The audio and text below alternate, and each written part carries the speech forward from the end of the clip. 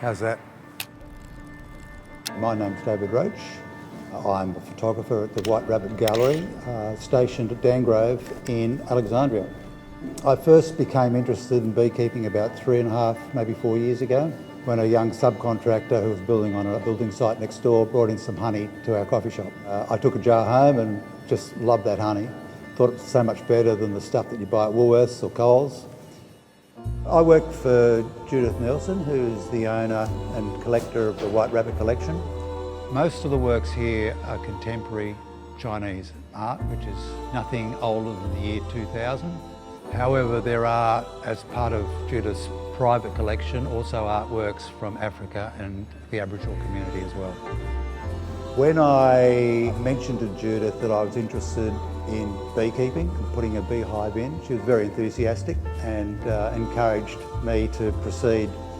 Little did I know at the time that one beehive would then turn into 2 beehives, 3 beehives, 4, 5, and we've capped it at 5 with double supers on them.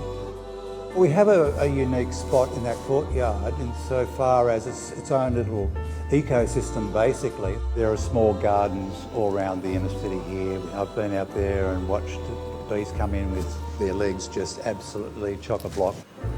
As they say, a bad day beekeeping is better than the best day in the office. Don't they say that? Last harvest we got 100 kilos. But we didn't harvest every frame, so we left frames there for winter, so we would have got more than 100 kilos. On the odd occasion, we've had to use the traditional hives, just when we've had swarms that we've suddenly had to grab a box and put them in. Before you know it, the frame's been filled up and all the rest of it. It's an absolute pain having to spin the honey out of those kinds of frames. The fact that you can put a key in, break the frame so the honey flows out of a tube straight into a bottle has been fantastic.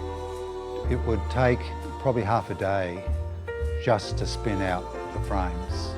It's messy and this way is the quickest, best way of being able to harvest the honey.